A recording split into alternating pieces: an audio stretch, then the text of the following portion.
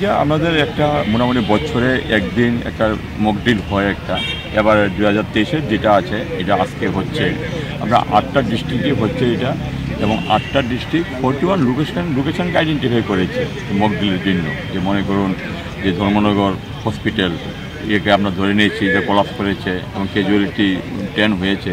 এরকম বিভিন্ন রকমের ইনফরমেশান আমরা পাচ্ছি।